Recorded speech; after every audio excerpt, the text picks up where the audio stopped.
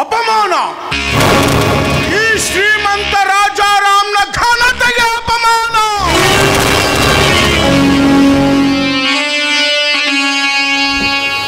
ನಾ ಕೊಟ್ಟ ಕೂಲಿಯಿಂದ ಬದುಕುವ ಬಡ ಚಂದ್ರುವಿನ ಉದ್ದಟತನದ ಮಾತುಗಳಿಂದು ಕಾದ ಸೀಸೆಯಂತೆ ಪ್ರತಿಧ್ವನಿಸುತ್ತಿವೆ. ಏನವನ ಉದ್ದಟತನ? ನಾನ್ಯಾರು?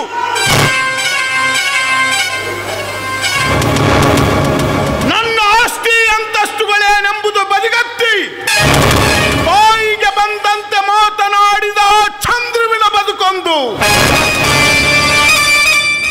ನರಕ ಕೂಪವನ್ನಾಗಿ ಮಾಡದಿದ್ದರೆ ನನ್ನಂತಸ್ತಿಗೆ ಅಪಮಾನ. ಮತ್ತ ಅಂದದ ರಗಿಣಿ ಆಶಾ ಅಂದಾಡಿದ ಮಾತುಗಳು ಕರ್ಣ ಕಠೋರ. ಆ ಸೌಂದರ್ಯ ರಾಶಿಯನ್ನಪ್ಪದೇ ಸುಖ ಶಾಂತಿಗಳಿಲ್ಲ ನನ್ನ ಮನಸ್ಸು.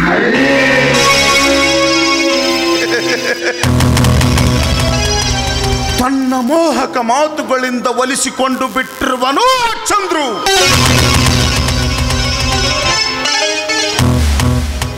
ಆ ಚಂದ್ರುವಿನ ಮೇಲೆ ಸೇಡು ತೀರಿಸಿಕೊಳ್ಳಲೇಬೇಕು. ಸುಶ್ರಾವ್ಯ ಸಂಗೀತದ ರಾಗದ ಆಲಾಪನೆಯಲ್ಲಿ ಮೈ ಮರೆತಿರುವ ಮುಗ್ಧ ಪ್ರೇಮಿಗಳವರು.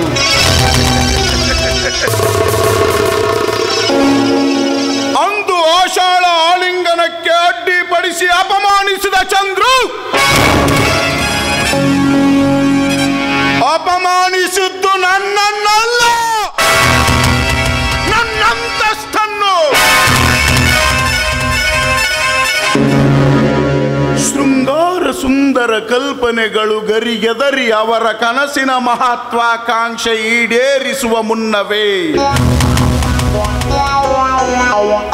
ನನ್ನ ವಿಷ ಬೀಜದ ಕಿಚ್ಚನ್ನು ಹೊತ್ತಿಸಿ ವಾಸ್ತವದ ನನಸಿನ ಅರಿವು ಮೂಡಿಸದಿದ್ದರೆ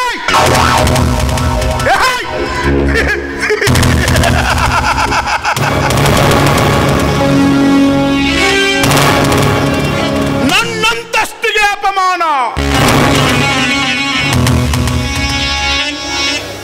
ಅಂತೆಯೇ ಹೂಡುವೆನೆರಡು ಬಾಣಗಳನ್ನು, ಒಂದು ಆಷಾಢ ಅಣ್ಣ ಶಿವರಾಜನ ಮೇಲೆ, ಮತ್ತೊಂದು ಆ ಚಂದ್ರುವಿನ ತಂಗಿ ಜ್ಯೋತಿಯ ಶೀಲದ ಮೇಲೆ.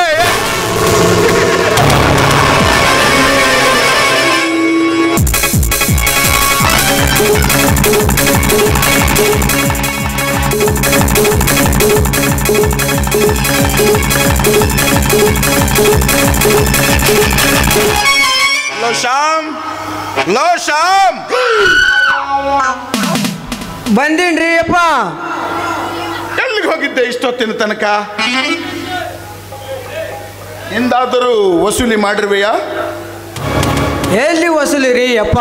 ಹೊಲ್ದಾಗ ನೋಡಿದ್ರ ಬೆಳಿಲ್ಲ, ಮನೆಯಾಗ ನೋಡಿದ್ರ ಕಾಳಿಲ್ಲ.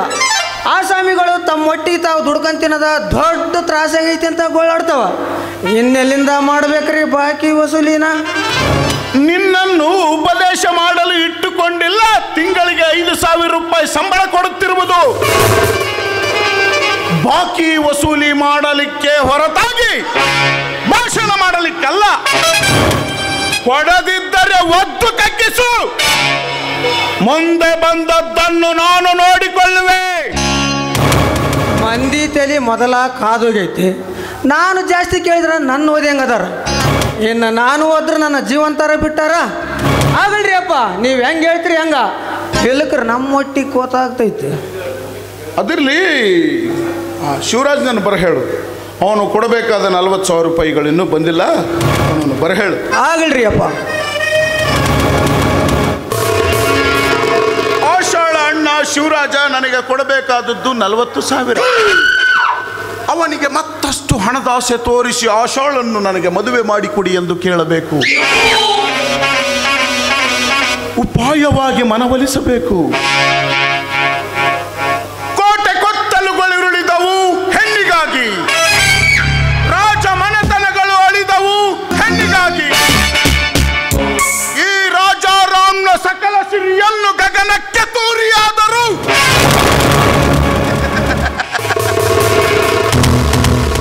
ಆಶಾಳನ್ನು ಒಲಿಸಿಕೊಳ್ಳಲೇಬೇಕು. ತನ್ಮೂಲಕ ಚಂದ್ರುವಿನ ಹೃದಯಕ್ಕೆ ಬೆಂಕಿ,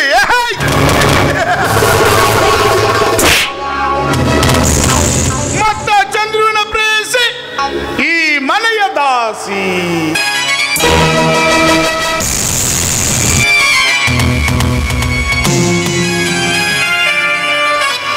ನಮಸ್ಕಾರ ಶ್ರೀಮಂತರಿಗೆ. ನಮಸ್ಕಾರ. ಬನ್ನಿ ಬನ್ನಿ ಕುಳಿತುಕೊಳ್ಳಿ ಶಿವರಾಜ್. ನಿಮ್ಮ ಮನೆಯ ಕುರ್ಚಿಯಲ್ಲಿ ಕುಳಿತುಕೊಳ್ಳುವುದೇ?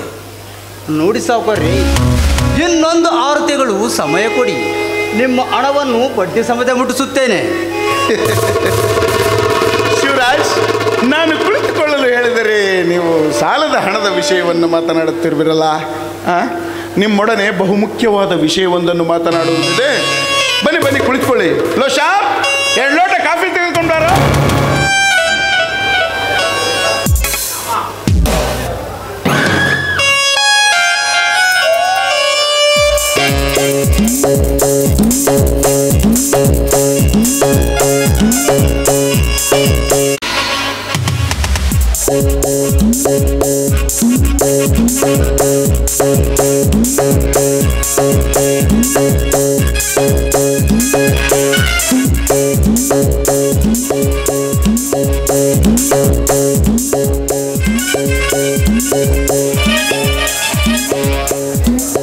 ಅದೇನು ಸಾವುಕಾರ್ರೆ, ನನ್ನಂತ ಬಡವರ ಜೊತೆ ಮಾತನಾಡಬೇಕಾದ ವಿಷಯ?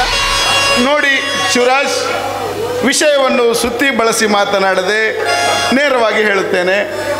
ನನ್ನ ಹೆಂಡತಿ ಸತ್ತು 4 ವರ್ಷಗಳಾದವು. ನನ್ನ ಮನೆಯಂತೂ ಅಸ್ತವ್ಯಸ್ತದ ಆಗರವಾಗಿ ಹೋಗಿಬಿಟ್ಟಿದೆ. ಮೇಲಾಗಿ MBBS ಮುಗಿಸಿದ ನನ್ನ ತಮ್ಮ ಅದ್ಯಾವುದೋ ಹುಚ್ಚು ಆದರ್ಶದ ಬೆಂಬತ್ತಿ ಇಲ್ಲೇ ಕ್ಲಿನಿಕ್ ತೆಗೆಯಬೇಕೆಂದು ಹಠ ಹಿಡಿದು ಬಿಟ್ಟಿದ್ದಾನೆ. ಆದ ಕಾರಣ ನಾನು ಮರುಮದುವೆ ಮಾಡಿಕೊಳ್ಳಬೇಕೆಂದು ನಿರ್ಧರಿಸಿದ್ದೇನೆ. ಇದಕ್ಕೆ ನಿಮ್ಮ ಅಭಿಪ್ರಾಯವನ್ನು ಕೇಳಿ ನೋಡೋಣವೆಂದು ಬರ ಹೇಳಿದೆ. ನಿಮ್ಮ ಮದುವೆಗೂ ನಮ್ಮ ಅಭಿಪ್ರಾಯಕ್ಕೂ ಎತ್ತಡ ಸಂಬಂಧವಿದೆ ಶಿವರಾಜ್, ಸಂಬಂಧವಿದೆ. ನಾನು ಮದುವೆ ಮಾಡಿಕೊಳ್ಳಬೇಕೆಂದು ನಿರ್ಧರಿಸಿರುವ ಹುಡುಗಿ ಮತ್ಯಾರೂ ಅಲ್ಲ, ಅದು ನಿಮ್ಮ ತಂಗಿ ಆಶಾ. ಇದೇನು ಸಾವುಕಾರ್ರೆ ನೀವು ಆಡುವ ಮಾತು? ಎತ್ತಡ ಮಾಮರ, ಎತ್ತಡ ಕೋಗಿಲೆ, ಸಕಲ ವೈಭವ ಪೂರಿತವಾದ ತಾವೆಲ್ಲಿ, ಗಂಜಿಗೂ ಬರೆದಾಡುವ ನಾವೆಲ್ಲಿ? ನಮ್ಮನೊಡನೆ ಸಂಬಂಧವೆಂದರೆ ನನಗೆ ನಂಬಲಿಕ್ಕೆ ಆಗುವುದಿಲ್ಲ. ನಂಬಲೇಬೇಕು ಶಿವರಾಜ್, ಈ ವಿಷಯವನ್ನು ನಂಬಲೇಬೇಕು. ನಾನು ಮದುವೆ ನಿರ್ಧಾರ ಮಾಡಿದ ಮೇಲೆ ನನ್ನ ಮನೆತನದ ಗೌರವಕ್ಕೆ ತಕ್ಕವಳಾದ ಹೆಂಡತಿ ಎಂದರೆ ಅದು ನಿಮ್ಮ ತಂಗಿ ಎಂದೇ ನಿರ್ಧರಿಸಿರುವೆ, ಆಶಾ ಎಂದೇ ನಿರ್ಧರಿಸಿರುವೆ. ಅಂತೆಯೇ ನನಗೆ ಮತ್ತೊಮ್ಮೆ ಮದುವೆ ಎಂದಾದರೆ ಅದು ಆಶಾಳೊಡನೆ ಎಂದೇ ತೀರ್ಮಾನಿಸಿರುವೆ. ಇದಕ್ಕೆ ನಿಮ್ಮ ಸಮ್ಮತಿ ಅವಶ್ಯ. ದಯವಿಟ್ಟು ನೀವಿದನ್ನು ಒಪ್ಪಿಕೊಂಡು ನನ್ನ ಬರಡಾದ ಬಾಳೆಗೊಂದು ನೆಮ್ಮದಿ ಕೊಡಿ. ಆದರೇನು? ನನ್ನ ತಂಗಿ ಆ ಚಂದ್ರವನ್ನು ಬಹಳ ಹಚ್ಚಿಕೊಂಡು ಬಿಟ್ಟಿದ್ದಾಳೆ. ಮದುವೆಯಾಗುವುದಾದರೆ ಅವನನ್ನೇ ಎಂದು ಹಠ ಹಿಡಿದು ಕುಳಿತುಕೊಂಡು ಬಿಟ್ಟಿದ್ದಾಳೆ. ಏನು? ಆ ಬಡ ಭಿಕಾರಿ ಚಂದ್ರುವಿನೊಡನೆ ಆಶಾಳ ಮದುವೆಯೇ? ಚಿಕ್ಕಂದಿನಿಂದಲೂ ಮುದ್ದಾಗಿ ಸಾಕಿ ಸಲಹಿದ ನಿಮ್ಮ ಮುದ್ದು ತಂಗಿ ಅವನಿಂದ ಯಾವ ಸುಖ ಪಡೆವಳು? ನೀವು ಹೋಗಿ ಬುದ್ಧಿ ಹೇಳಿ ಮದುವೆ ಒಪ್ಪಿಸುತ್ತೇನೆ ಶ್ರೀಮಂತರೇ, ಒಪ್ಪಿಸುತ್ತೇನೆ. ಕಾಲಿಗೆ ತೊರಡಿದ ಸುಸಂಬಂಧವನ್ನು ಕಳೆದುಕೊಳ್ಳುವ ಮೂರ್ಖ ನಾನಲ್ಲ. ಶುಭಶ್ಯ ಶೀಘ್ರಂ ಎಂಬಂತೆ ಆದಷ್ಟು ಬೇಗನೆ ಮದುವೆ ಮಾಡಿ ಮುಗಿಸಿದರೊಳಿತು. ಆಗಲಿ ಶ್ರೀಮಂತರೇ. ಛೆ, ಹಿರಿಯರಾದ ನೀವು ಮಾತಿಗೂ ಶ್ರೀಮಂತರೇ ಅಂದರೆ ನನಗೆ ತುಂಬ ಮುಜುಗರವಾಗುತ್ತದೆ. ಮೇಲಾಗಿ ನೀವೆನಗೆ ಮಾವನವರಾಗುವವರು. ಮದುವೆಯನ್ನು ನಂತರ ನೀವು ಇಲ್ಲೇ ಬಂದು ಇದ್ದು ಬಿಡಿ. ನನಗಂತೂ ಎಲ್ಲ ವ್ಯವಹಾರಗಳನ್ನು ನೋಡಿಕೊಂಡು ಹೋಗುವುದು ದಿನೇ ದಿನೇ ಬಲು ಕಷ್ಟವಾಗಿ ಬಿಟ್ಟಿದೆ. ನಿಮ್ಮಂಥವರಿದ್ದರೆ ನಮ್ಮ ಮನೆಯಲ್ಲಿ ನಮಗೂ ತುಂಬ ಅನುಕೂಲ. ಆಯಿತು, ನಾನು ಹೋಗಿ ನನ್ನ ತಂಗಿಗೆ ಈ ವಿಷಯವನ್ನು ತಿಳಿಸಿ ಬಂದು ಬಿಡುತ್ತೇನೆ. ಮುಂದಿನ ಕಾರ್ಯದ ಬಗ್ಗೆ ಮಾತನಾಡೋಣ. ಶಿವರಾಜ್, ನನಗೊಂದು ಭಾಷೆ ಕೊಡಿ. ಯಾವುದೇ ಕಾರಣಕ್ಕೂ ನಿಮ್ಮ ತಂಗಿಯನ್ನು ಯಾವುದೇ ಕಾರಣಕ್ಕೂ ಮಾತಿಗೆ ತಪ್ಪದೆ ನಿಮ್ಮ ತಂಗಿಯನ್ನು ನನಗೆ ದಾರಿ ಎರೆದು ಕೊಡುವೆನೆಂದು ಭಾಷೆ ಕೊಡಿ. ಆಗಲಿ, ಇದು ನನ್ನ ತಂದೆ ತಾಯಿಗಳ ಆಣಿಯಾಗಿ, ನಮ್ಮ ಮನೆಯ ದೇವರ ಆಣಿಯಾಗಿ ನಿಮಗೆ ನನ್ನ ತಂಗಿಯನ್ನು ದಾರಿ ಎರೆದು ಕೊಡ್ತೇನೆ. ನಿಜಕ್ಕೂ ಇಂದೆನಗೆ ಅಮಿತಾನಂದವಾಗಿದೆ. ಈ ದಿನ ನನ್ನ ಬಾಳಿನ ಸುದಿನ. ಇಂದು ನಮ್ಮೀರ್ವರ ನಡುವೆ ನಡೆದ ಮಾತುಗಳೇ ನಿಶ್ಚಿತಾರ್ಥವೆಂದು ತಿಳಿಯೋಣ. ಈ 20,000 ರೂಪಾಯಿಯನ್ನು ತೆಗೆದುಕೊಂಡು ಹೋಗಿ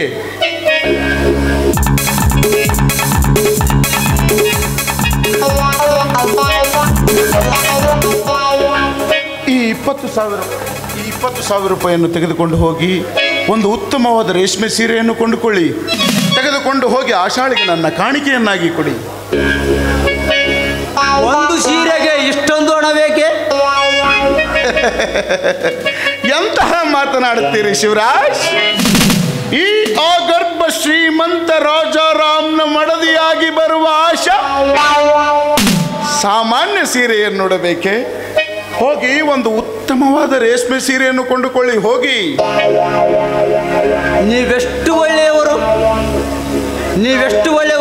ಇಷ್ಟು ದಿನ ನಿಮ್ಮ ಬಗ್ಗೆ ನಾನೇನೋ ತಿಳಿದುಕೊಂಡಿದ್ದೆ. ನಾನಿನ್ನು ಹೋಗಿ ಬರುವೆ. ಸರಿ, ಹೋಗಿ ಬನ್ನಿ.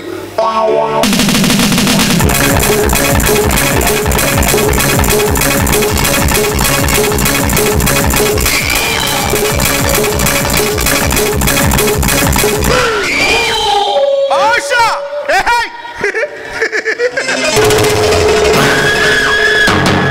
ಇಂದ್ರನ ಅಂತಃಪುರದ ರಂಬೆ.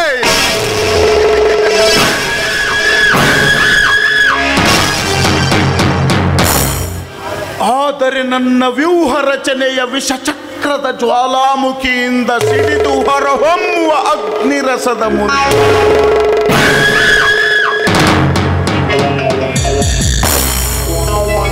ಕರಗಿ ನೀರಾಗುವ ಮೇಣದ ಬೊಂಬೆ.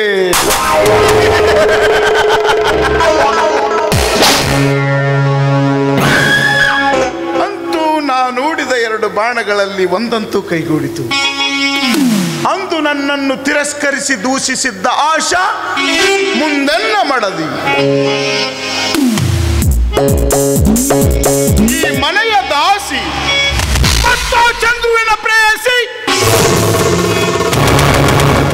ನನ್ನ ಕಾಮ ಸಾಮ್ರಾಜ್ಯದ ಆಸ್ತಿ.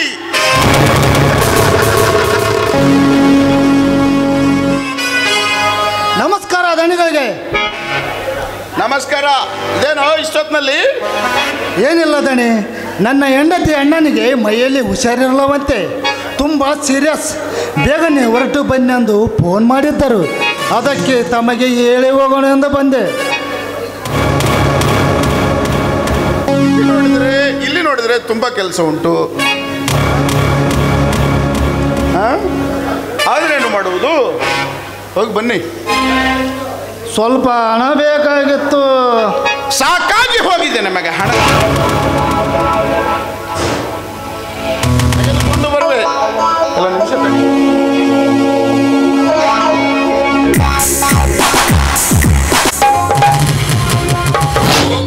ತೆಗೆದುಕೊಳ್ಳಿ. ಅಂದ ಹಾಗೆ ಯಾರ್ಯಾರು ಹೊರಟಿದ್ದೀರಿ? ನಾನು ಮತ್ತು ನನ್ನ ಹೆಂಡತಿ. ಸರಿ, ಹೋಗಿ ಬನ್ನಿ. ಆಯ್ತು ದಣಿಗಳು.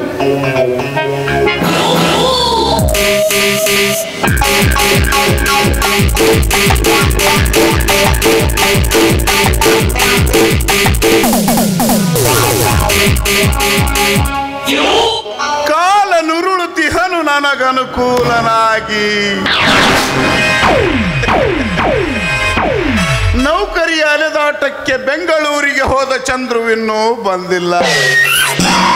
ಮತ್ತೆ ಹೊರಡಿಯನು ಕೇಶ ಕೇಶವರಾಯ ತನ್ನ ಹೆಂಡತಿಯೊಂದಿಗೆ ಅದು ಎಲ್ಲಿಗೋ. ಅಂದರೆ ಮನೆಯಲ್ಲಿಂದು ಜ್ಯೋತಿ ಒಬ್ಬಳೇ. ಒದಗಿ ಬಂದ ಈ ಸಮಯವನ್ನು ಕಳೆದುಕೊಂಡರೆ ಮತ್ತೆ ಸಿಗಲಾರದವಳ ಅಂಗಸುಖ.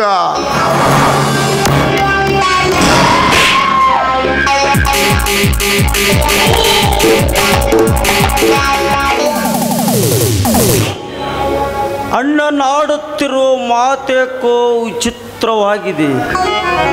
ಏನಾದರೂ ಆಗಲಿ, ಒಮ್ಮೆ ಅವರ ಮನೆಯತ್ತ ಹೋಗಿ ಬರುವುದು ಒಳಿತು. ಕೇಶವರಾಯರು ಮನೆಯಲ್ಲಿಲ್ಲವೇ?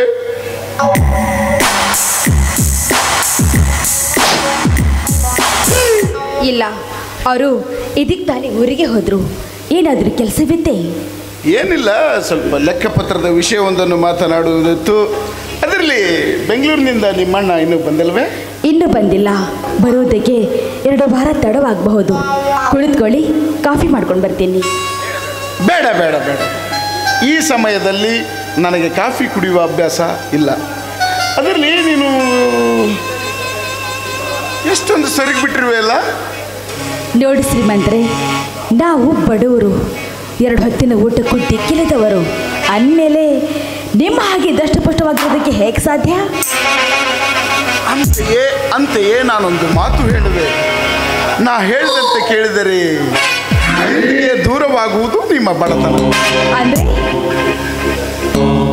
ಅಂದರೆ ನೀ ನನ್ನವಳಾಗಬೇಕು. ನಿಮ್ಮ ಮಾತಿನ ಅರ್ಥ ಹಣದಾಸೆಗಾಗಿ ನಾನು ನಿಮ್ಮವಳಾಗಬೇಕಾ? ಹಿರಿಯರಾದ ನಿಮಗೆ ನಾಚಿಕೆ ಆಗೋದಿಲ್ವಾ ತಕ್ಷಣಕವಾದ ಮಾತಾಡೋದಕ್ಕೆ? ನೋಡು ಜ್ಯೋತಿ, ನೀನು ಬದುಕುವ ರೀತಿಯನ್ನೊಮ್ಮೆ ನೋಡಿಕೋ. ಆಸೆಗಳೆಷ್ಟೇ ಇದ್ದರೂ ಅವನ್ನು ತಿಕ್ಕಿ ಬದುಕುವ ಬಾಳೊಂದನ್ನೊಮ್ಮೆ ನೋಡಿಕೋ. ಸುಮ್ಮನೆ ಇಲ್ಲದನ್ನು ಯೋಚಿಸದೆ ನನ್ನವಳಾಗಿ ಸುಖಪಡು. ಹಿರಿಯರಾದ ನಿಮಗೆ ಮರ್ಯಾದೆ ಕೊಟ್ಟು ಮಾತಾಡ್ತಾ ಇದ್ದೀನಿ. ಒಮ್ಮೆ ಹೊರಟು ಹೋಗಿ ಇಲ್ಲಿಂದ. ಜ್ಯೋತಿ, ಸರಿ ರಾತ್ರಿಯ ಸಮಯವು, ಸುತ್ತಲೂ ಯಾರಿಲ್ಲ. ಕಾಮನೆಗಳನ್ನು ತಿಕ್ಕದೆ ಬಂದಪ್ಪಿ ಸುಖಪಡು. ನಿರ್ಲಜ್ಜ, ಮರ್ಯಾದೆಯಿಂದ ಹೊರಟು ಹೋಗೋ ಇಲ್ಲಿಂದ. ಕಂಡ ಹೆಣ್ಣಿನ ಮೇಲೆ, ಶೀಲದ ಮೇಲೆ ಕಣ್ಣು ಹಾಕೋ ಈ ನಿನ್ನ ನಿಜ ರೂಪ ಮತ್ತೊಬ್ಬರಿಗೆ ತಿಳಿಕಿಂತ ಮುಂಚೆ ಹೊರಟು ಹೋಗೋ ಇಲ್ಲಿಂದ. ಹೊರಟು ಹೋಗಲು ಬಂದಿಲ್ಲ ಜ್ಯೋತಿ, ಅನುಭವಿಸಿ ಹೋಗಲು ಬಂದಿರುವೆ. ತೊರೆ ಮಾಡು, ಇಲ್ಲದಿದ್ದರೆ ಬಲಾತ್ಕಾರವಾಗಿ ಆದರೂ ನಿನ್ನನ್ನಪ್ಪಿ ಆನಂದ ಪಡುವೆ. ಸರಿಯತ್ತ ರಾಕ್ಷಸ, ಬಡವರ ಬಾಳಿನಲ್ಲಿ ಚೆಲ್ಲಾಟವಾಡಲು ಬಯಸುವಿಯಾ? ಪರಸ್ತ್ರೀ ಅಂದ್ರೆ ಅಕ್ಕ ತಂಗಿರಂತ ತಿಳಿದುಕೊಂಡು ಪುರುಷ ಪುರಾಣರು ಹುಟ್ಟಿರುವ ಈ ಭಾರತದಲ್ಲಿ, ನಮ್ಮ ನಾಡಿನಲ್ಲಿ ಈ ರೀತಿ ವರ್ತಿಸೋದಕ್ಕೆ ನಿನಗೆ ನಾಚಿಕೆ ಆಗೋದಿಲ್ವಾ? ಬಾಲೆ, ಉಚ್ಚರಿಸದಿರು ಪುರಾಣ ಪುಣ್ಯ ಪುರುಷರ ಉದಾಹರಣೆಗಳನ್ನು. ರಾಮನ ಬಯಸಲಿಲ್ಲವೇ ರಾಮನ ಹೆಂಡತಿ ಸೀತೆಯನ್ನು? ಅಂತೆ ಅವನಾದನಲ್ಲ ರಾಮನ ಬಾಳಕ್ಕಾಹುತಿ. ಸುಮ್ಮನೆ ಗೊಟ್ಟು ಪುರಾಣವನ್ನು ಓದುತ್ತಾ ನನ್ನ ಸಮಯವನ್ನು ಹಾಳು ಮಾಡದಿರು. ವಿಶ್ವಾಮಿತ್ರನನ್ನ ಮೋಡಿ ಮಾಡಿ ಒಲಿಸಿಕೊಂಡವಳು ಅದೇ ಇಂದ್ರಲೋಕದ ವೇಷೆಯ ಮೇನಕೆ ಹೊರತು ನನ್ನಂತ ಸುಸಂಸ್ಕೃತ ಹೆಣ್ಣಲ್ಲ. ಶಾಪ ಕೊಡಲು ನೀನೇನು ತಪಸ್ವಿನಿಯೇ? ಆ ಮಹಾನ್ ತಪಸ್ವಿ ವಿಶ್ವಾಮಿತ್ರನೇ ಮೋಹದೆದುರು ಸೋತು ತಪವನ್ನು ಬಿಟ್ಟು ಮೇನಕೆಯೊಡಗೂಡಿ ಹೋಗಿ ಬಾಳು ಸಾಗಿಸಿದನಲ್ಲವೇ? ನಡು, ನನ್ನ ಮುಟ್ಟಬೇಡ. ಮುಟ್ಟಿದರೆ ಈ ಸಾಧ್ವಿಯ ಶಾಪಕ್ಕೆ ಗುರಿ ಆಗ್ತೀಯ ನೀನು. ಹುಚ್ಚು ಆದರ್ಶದ ಮಾತುಗಳನ್ನಾಡಿ ಸುಖದಿಂದಾಗುತ್ತಿರುವ ವಂಚಿತೆ.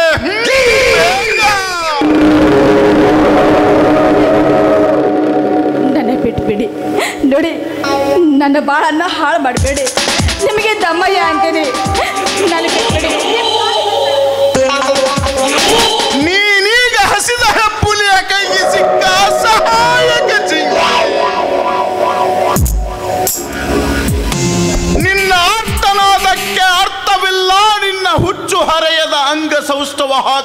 ನನ್ನೆದೆಗೆ ಮುತ್ತಿಗೆ. ಅದರ ಶಮನಕ್ಕೆ ಬೇಕಾಗಿದೆ ನಿನ್ನ ಬಿಸಿ ಅಪ್ಪುಗೆ. ತೊರೆಬಾರು.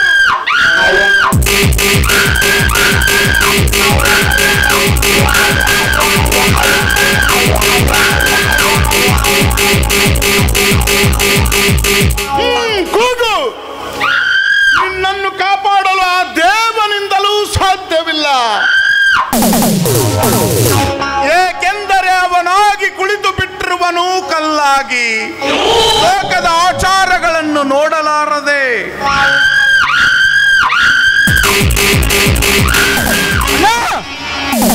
ಏನಿದೆ ನಿನ್ನ ವರ್ತನೆ?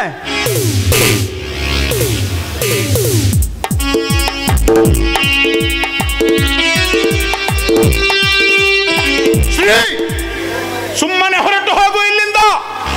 ಅಡ್ಡಿಪಡಿಸದಿರು ನನ್ನ ಆಸೆಗೆ. ಆಸೆಯಂತೆ ಆಸೆ. ನಿನ್ನ ಯಾಸೆ ಕೃತ್ಯಗಳನ್ನು ನೋಡಿ ನಾನು ಹೊರಟು ಹೋಗಲೇನಣ್ಣ. ಮರ್ಯಾದೆಯಾಗಿ ನೀನು ಇಲ್ಲಿಂದ ಹೊರಟು ಹೋಗು. ಅವಿವೇಕಿ, ನನಗಪ್ಪಣೆ ಮಾಡುವೆಯೋ? ನಾನು ನಿನ್ನ ಅಣ್ಣನೆಂಬುದು ನೆನಪಿರಲಿ. ಅಣ್ಣನಂತೆ ಅಣ್ಣ? ನಾಚಿಕೆ ಆಗುತ್ತದೆ ನನಗೆ ನಿನ್ನ ತಮ್ಮ ನೆನೆಸಿಕೊಳ್ಳಲು.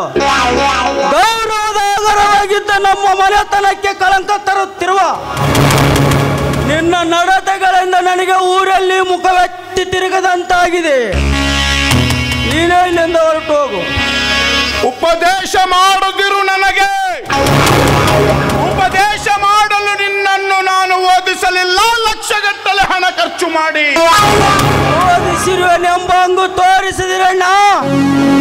ಅಪ್ಪ ಗಳಿಸಿದ ಅಪರಿಮಿತ ಆಸ್ತಿಯಲ್ಲಿ ನನ್ನದು ಅರ್ಧ ಭಾಗವಿದೆ. ಸುಮ್ಮನೆ ಹೊರಟು ಹೋಗು. ಇನ್ನು ಮುಂದಾದರೂ ನಿಲ್ಲಿಸೋ ಈ ನಿನ್ನ ದುರ್ವರ್ತನೆಯನ್ನು. ಮನೆತನದ ಮರ್ಯಾದೆಗಾದರೂ ನೀವೊಬ್ಬ ಉತ್ತಮ ಮನುಷ್ಯನಾಗಿ ಬಾಳೋದನ್ನು ಕಲಿ. ಅಡಿಗಡಿಗೂ ಅಡ್ಡಯಿಸುತ್ತಿರುವ ವಿಧಿ. ಅಂದು ಚಂದ್ರು ಇಂದು ಶ್ರೀ. ವಿಧಿ ಅನುಕೂಲವಾದರೆ ನಿನ್ನ ಸ್ನಿಗ್ಧ ಸೌಂದರ್ಯವನ್ನು ಅನುಭವಿಸದೆ ಬಿಡಲಾರೆ. ಜ್ಯೋತಿ, ಮತ್ತೊಮ್ಮೆ ಧುಮುಕುವೆನು ನಿನ್ನ ಬಾಳಿನಲ್ಲಿ ಧೂಮಕೇತುವಿನಂತೆ.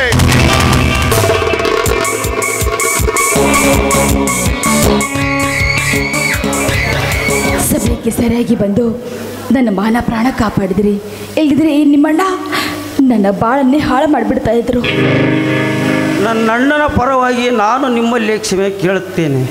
ದಯವಿಟ್ಟು ಈ ವಿಷಯವನ್ನು ಇಲ್ಲಿಗೆ ಮರೆತು ಬಿಡಿ.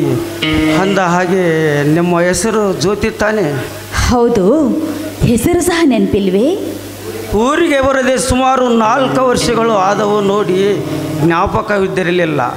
ನಿನ್ನ ಅಣ್ಣ ಚಂದ್ರು ಬೆಂಗಳೂರಿಗೆ ಹೋಗಿರೋನೆಂದು ಕೇಳಿದೆ. ಭಾಳ ದಿನಗಳಿಂದ ನನಗೆ ಫೋನ್ ಸಹ ಮಾಡಿಲ್ಲ. ನೌಕರಿ ಅಲೆದಾಟದಲ್ಲಿ ನಮ್ಮಣ್ಣ ತುಂಬ ನೊಂದ್ಕೊಂಡಿದ್ದಾರೆ. ಹೌದು, ನಿಮ್ಮ MBBS ವಿದ್ಯಾಭ್ಯಾಸ ಮುಗೀತು ಅಂತ ಕೇಳಿದೆ. ಈಗ ಮುಂದೇನಾದರೂ ಓದಬೇಕಂತ ಮಾಡಿದ್ದೀರೋ ಅಥವಾ ಯಾವುದಾದ್ರು ಸರ್ಕಾರಿ ಆಸ್ಪತ್ರೆಯಲ್ಲಿ ಡಾಕ್ಟರ್ ಆಗಬೇಕಂತ ಮಾಡಿದ್ದೀರೋ? ಅದಾವ ಯೋಚನೆ ನನಗಿಲ್ಲ. ನಮ್ಮ ಊರಿನಲ್ಲೇ ಕ್ಲಿನಿಕ್ ತೆಗೆದು ಬಡವರ ಸೇವೆ ಮಾಡಬೇಕೆಂದು ತೀರ್ಮಾನ ಮಾಡಿರುವೆ. ತುಂಬ ಒಳ್ಳೆ ನಿರ್ಧಾರ ಮಾಡಿದ್ದೀರಾ. ಇಂದಿನ ಕಾಲದ ವಿದ್ಯಾರ್ಥಿಗಳು ನಮ್ಮ ದೇಶದಲ್ಲಿ ಇರೋದಕ್ಕೆ ಇಚ್ಛಿಸೋದಿಲ್ಲ. ಇಂಗ್ಲೆಂಡ್, ಅಮೇರಿಕಾ ಅಂತ ಪರದೇಶಕ್ಕೆ ಹೋಗೋದಕ್ಕೆ ಇಚ್ಛಿಸ್ತಾರೆ. ಅಂಥದ್ರಲ್ಲಿ ನೀವು ನಮ್ಮ ದೇಶದಲ್ಲಿ ಇದ್ದುಕೊಂಡು ಬಡವರ ಸೇವೆ ಮಾಡ್ತೀನಂತ ಇಚ್ಛಿಸ್ತಾ ಇದ್ದೀರಲ್ಲ, ನಿಮ್ಮ ವಿಶಾಲ ಹೃದಯದ ಪ್ರತೀಕ ಇದು. ನಾನಿನ್ನು ಬರುತ್ತೇನೆ ಜ್ಯೋತಿ. ನನ್ನ ಅಣ್ಣನ ವರ್ತನೆ ಬಗ್ಗೆ ಮತ್ತೊಮ್ಮೆ ಕ್ಷಮೆ ಕೇಳುತ್ತೇನೆ. ದಯಮಾಡಿ ಈ ವಿಷಯವನ್ನು ಯಾರಿಗೆ ಹೇಳಬೇಡಿ. ನಮ್ಮ ಮನೆತನದ ಗೌರವದ ಪ್ರಶ್ನೆ. ಇನ್ನು ಮುಂದೆ ನಾನೇ ನನ್ನ ಅಣ್ಣನನ್ನು ಸುಧಾರಿಸುತ್ತೇನೆ. ನಾನಿನ್ನು ಬರಲೇ? ಅಪರೂಪಕ್ಕೆ ಮನೆಗೆ ಬಂದಿದ್ದೀರಾ? ಕೂತ್ಕೊಳ್ಳಿ, ಕಾಫಿ ಮಾಡ್ಕೊಂಡು ಬರ್ತೀನಿ.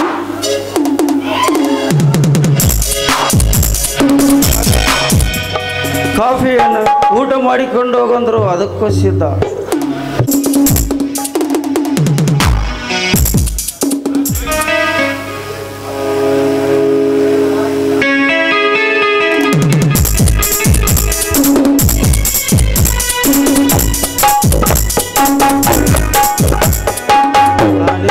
ಬರುತ್ತೇನೆ ಜ್ಯೋತಿ. ತುಂಬ ನಡೆತಿದ್ರಿ. ಕಾಫಿ ಏನಾದರೂ ಕೊಡ್ತೀರಿ ಇಲ್ಲೋ? ಏನಂದ್ರಿ? ಕಾಫಿ ಏನಾದರೂ ಕೊಡ್ತೀರಿ ಇಲ್ಲೋ?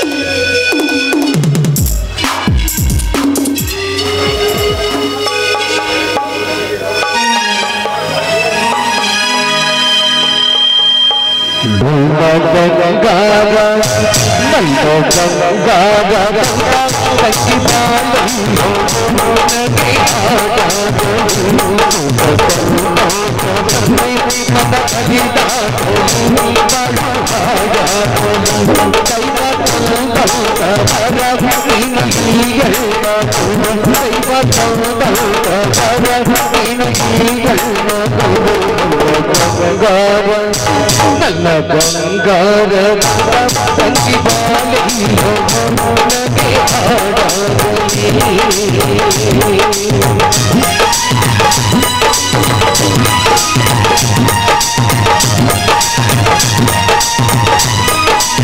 ಹಾಡಾಗಲಿ.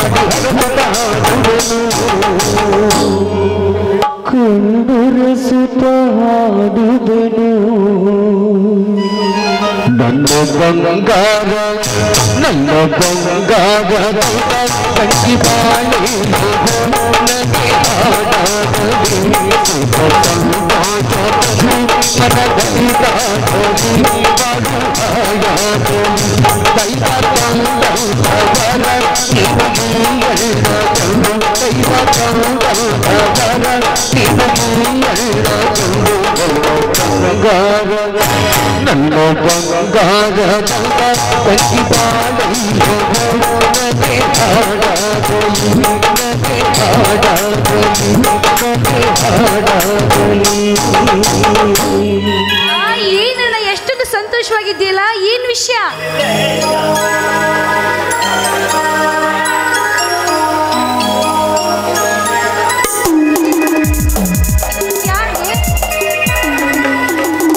ಹೇಗಿದೆಯಮ್ಮ ಸೀರೆ? ತುಂಬಾ ಚೆನ್ನಾಗಿದೆ. ಇಷ್ಟೊಂದು ಬಾಳೆ ರೇಷ್ಮೆ ಸೀರೆ ತರೋದಕ್ಕೆ ನಿನ್ನಲ್ಲಿ ಹಣ ಆದ್ರೂ ಎಲ್ಲಿಂದ ಬಂತಣ್ಣ? ಇಂದಿಗೆ ನಮ್ಮ ಬಡತನ ದೂರವಾಯ್ತು ಆಶಾ. ಶ್ರೀಮಂತರು ಬರು ಹೇಳಿದ್ದಿಲ್ಲವೇ, ನಾನೇನು ಸಾಲದ ಸಂಬಂಧವೆಂದು ಗಾಬರಿಯಾಗಿ ಹೋಗಿದನಲ್ಲ, ಆಗರವರು ನಮ್ಮೊಡನೆ ಸಂಬಂಧ ಮಾಡಲಿಸಿದರು. ಅಂದರೆ ಶ್ರೀಮಂತ ರಾಜರಾಮರು ನಿನ್ನನ್ನು ಮದುವೆ ಮಾಡಿಕೊಳ್ಳಲು ಅಪೇಕ್ಷಿಸಿದರು. ನೀನೇನು ಹೇಳ್ದೇನ? ತಾನಾಗಿ ಬಂದ ಧನಲಕ್ಷ್ಮಿಯನ್ನು ದುಡಲೇನಮ್ಮ, ಒಪ್ಪಿಕೊಂಡು ಬಿಟ್ಟೆ.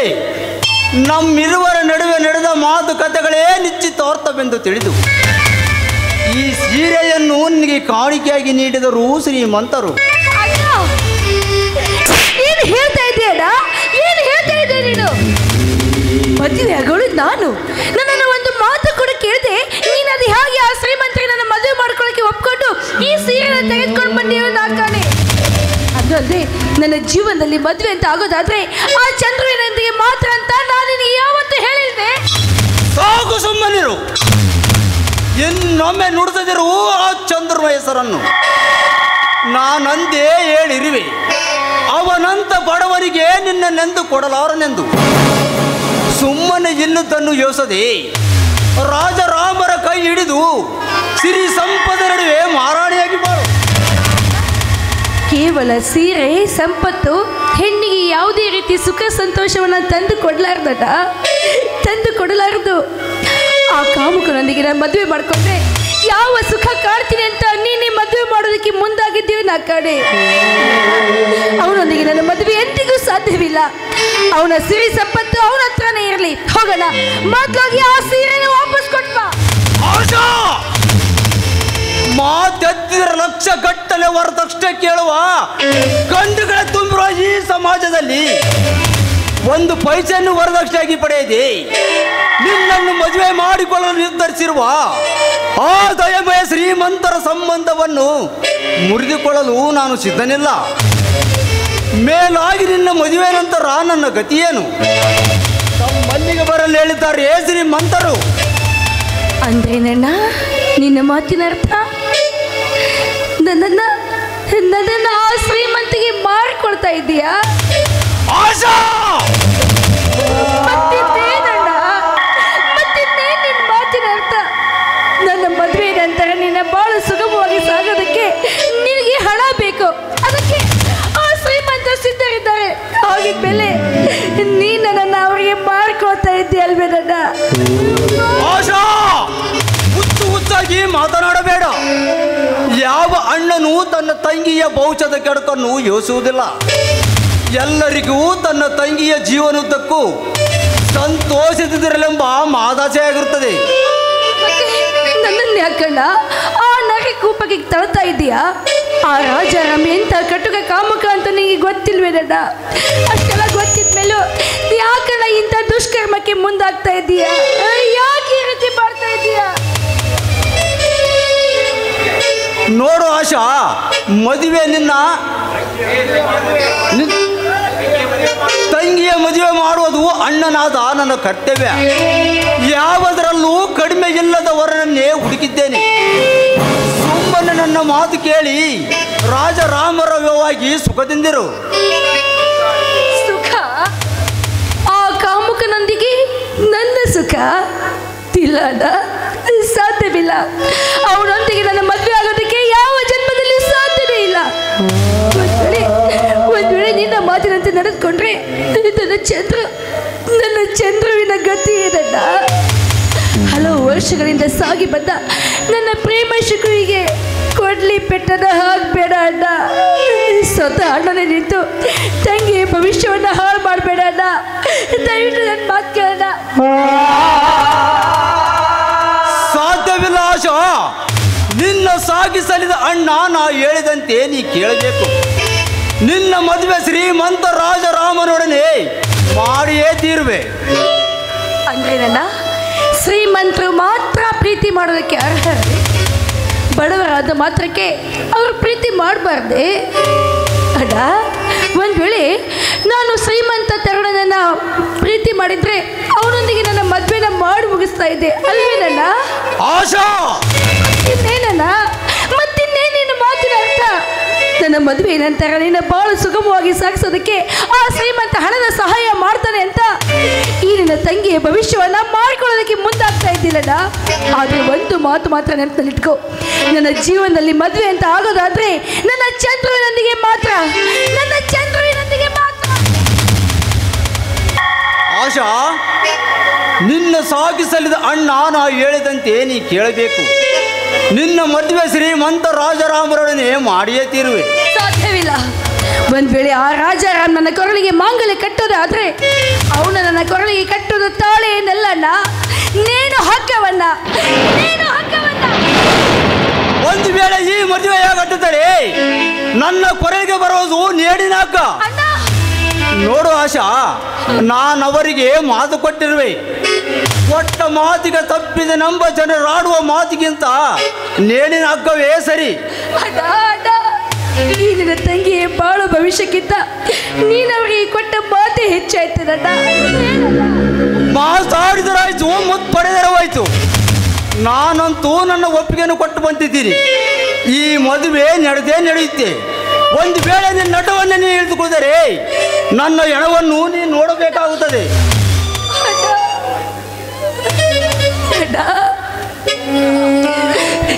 ಈ ನಿನ್ನ ತಂಗಿಯ ಬಾಳಿಗಿಂತ ನೀನವರಿಗೆ ಕೊಟ್ಟ ಮಾತು ಹೆಚ್ಚಾಯ್ತು. ದೇವರೇ, ಇದೆಂತ ಕಷ್ಟ ತಂದ್ಬಿಟ್ಟು ನನ್ನ ಬಾಳಿಗೆ. ಇಲ್ಲಣ್ಣ, ಅವನೊಂದಿಗೆ ಬಾಳಲು ನನಗೆ ಎಂದಿಗೂ ಸಾಧ್ಯವಿಲ್ಲ. ಈ ಮದುವೆ ಅವನೊಂದಿಗೆ ನಡೆಯೋದಕ್ಕೆ ಸಾಧ್ಯವಿಲ್ಲ ಅಣ್ಣ, ಸಾಧ್ಯವಿಲ್ಲ. ದೇವರೇ, ಎಂತ ದುರಂತ ತಂದೊಡ್ಬಿಟ್ಟೆ ನನ್ನ ಬಾಳಿಗೆ. ಇದೇ ನಾನು ಕೇಳ್ತಾ ಇರೋದು. ಕುಸಿದು ಹೋಯ್ತಿ ನಾ ಕಂಡ ಕೆಲಸ. ನನ್ನ ಬದುಕಿನ ಸುಖ ಶಾಂತಿ ಎಲ್ಲವೂ ನಾಶವಾಗಿ ಹೋಯ್ತೆ. ಚಂದ್ರು, ನನ್ನ ಚಂದ್ರುಗೆ ಈ ವಿಷಯ ತಿಳಿಸ್ಬೇಕಂದ್ರೆ ಅವನು ಮಾತ್ರ ಊರಲ್ಲಿಲ್ಲ. ಪತ್ರ ಬರಬೇಕಂದ್ರೆ ಅವನ ಅಡ್ರೆಸ್ ಕೂಡ ನನಗೆ ಗೊತ್ತಿಲ್ಲ. ಹಾಗಿದ್ದಲ್ಲೇ ನಾನೇನು ಮಾಡಲಿ? ಇದೆಂತ ಆಘಾತ ಮಾಡಿಬಿಟ್ಟೆನಾ? ಎಂತ ಆಘಾತ ಮಾಡಿಬಿಟ್ಟೆ? ನಾಳೆ ನಾನು ರಾಜಾರಾಮನ ಹೆಂಡತಿ. ಇಲ್ಲ ಇಲ್ಲ, ಸಾಧ್ಯವಿಲ್ಲ.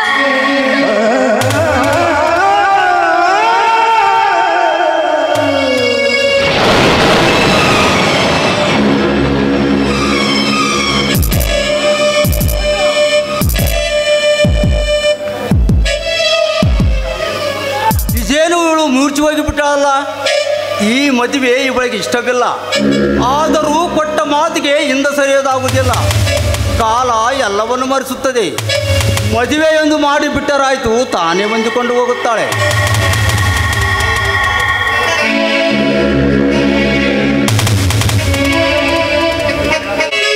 ಸುತ್ತಲೂ ಬೆಳೆದು ನಿಂತಿರುವ ಹತ್ತನೇ ಎಮ್ಮರಗಳಲ್ಲಿ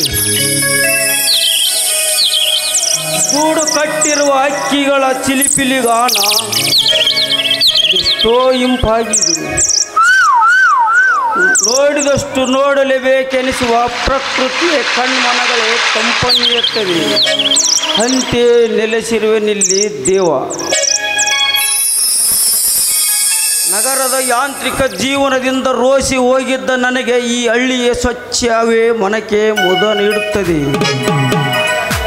ಆದರೇನು ನನ್ನಣ್ಣನ ವರ್ತನೆಯಿಂದ ತಲೆರೋಸಿ ಹೋಗುತ್ತದೆ. ಆತನ ಅಟ್ಟಹಾಸವಂತೂ ಮಿತಿ ಮೀರಿ ಹೋಗಿದೆ. ಅಂದು ಸರಿಯಾದ ಸಮಯಕ್ಕೆ ನಾನು ಹೋಗದಿದ್ದರೆ ಮುಕ್ತ ಜ್ಯೋತಿಯ ಬಾಳನ್ನು ಹಾಳು ಮಾಡಿಬಿಡುತ್ತಿದ್ದ ನನ್ನಣ್ಣ.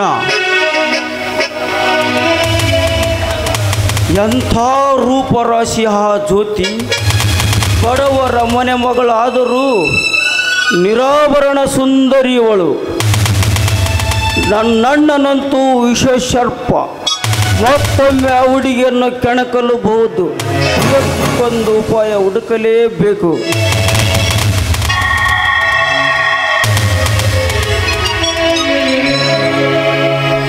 ನಾನೇ ಆ ಜ್ಯೋತಿಯನ್ನು ಕೈ ಹಿಡಿದರೆ ನಿಜ ನಿಜ ನಾನೇ ಆ ಜ್ಯೋತಿಯನ್ನು ಮದುವೆ ಆಗಿ ಅಣ್ಣನಿಗೆ ಸರಿಯಾದ ಬುದ್ಧಿ ಕಲಿಸಬೇಕು. ಒಂದು ವೇಳೆ ಒಪ್ಪದಿದ್ದರೆ ಆಸ್ತಿಯಲ್ಲಿ ನನ್ನ ಅರ್ಧ ಭಾಗವನ್ನಾದರೂ ತೆಗೆದುಕೊಂಡು ಜ್ಯೋತಿಯನ್ನು ಹರಿಸಬೇಕು. ಅದಕ್ಕೆ ಮುಂಚೆ ಆ ಹುಡುಗಿಯ ಅಭಿಪ್ರಾಯವನ್ನು ತಿಳಿಯೋದು ಒಳಿತು. ಓಹೋ, ಬಯಸಿದೊಡನೆ ಬಂದ ಭಾಗ್ಯದಂತೆ ತಲೆ ಬರುತ್ತಿಯಳು ಜ್ಯೋತಿ. ಅವಳ ಅಭಿಪ್ರಾಯವನ್ನು ತಿಳಿಯೋದು ಇದಕ್ಕಿಂತ ತಕ್ಕ ಸಮಯ ಮತ್ತೆ ದೊರೆಯಲಾರದು.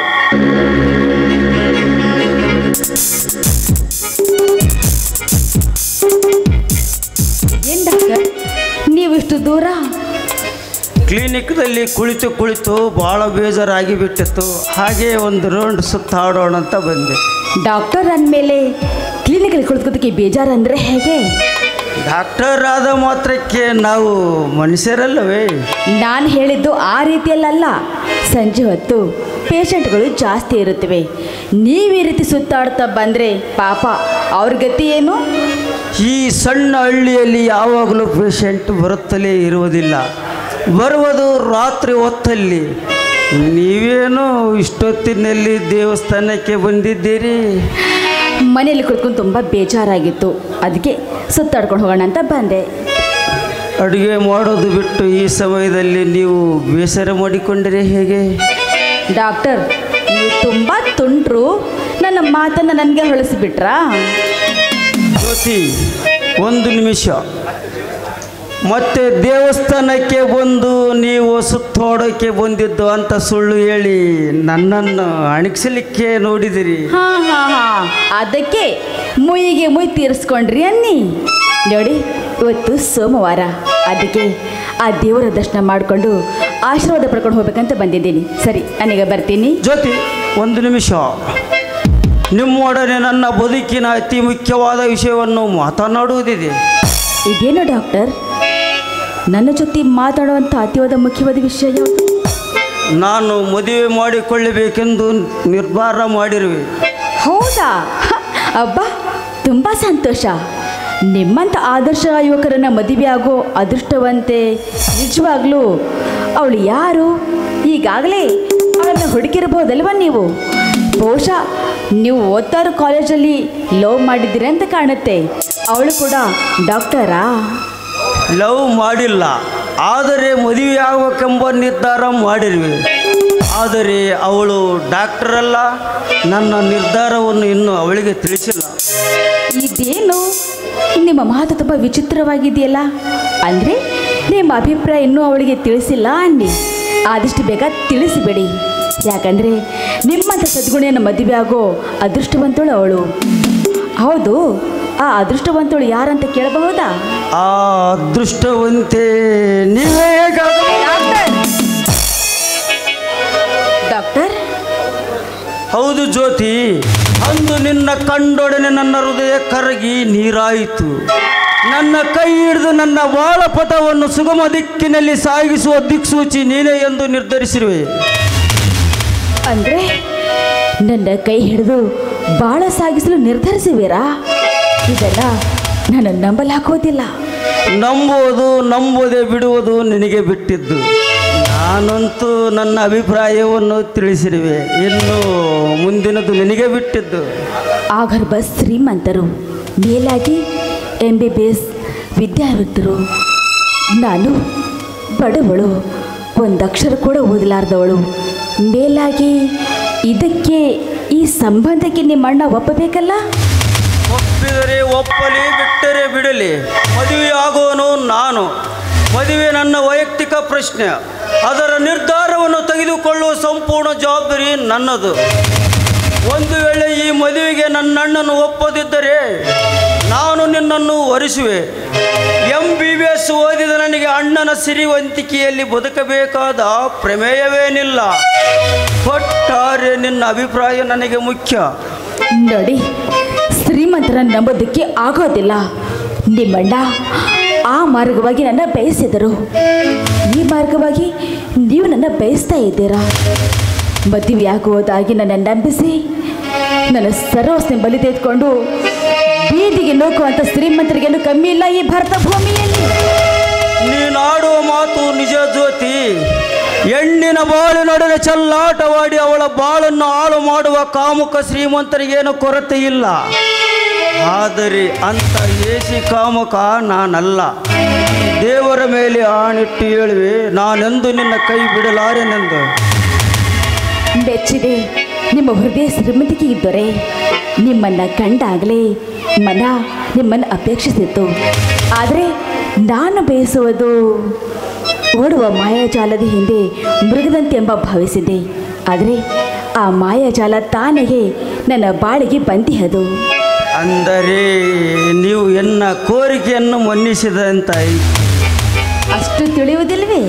ನೀವು ಈ ರೀತಿ ಕಾವ್ಯಮಯವಾಗಿ ಮಾತನಾಡಿದರೆ ಅರ್ಥ ಮಾಡಿಕೊಳ್ಳಲು ನಾನೇನು ಕವಿಯಲ್ಲ. ಅಂತೂ ನನ್ನ ಹೃದಯದ ಆಸೆ ಫಲಿಸಿತು. ಎಲ್ಲಿ ಈ ಸಮಯದ ಸವಿ ನೆನಪಿಗಾಗಿ ಒಂದು ಸುಮಧುರ ಗಾನ.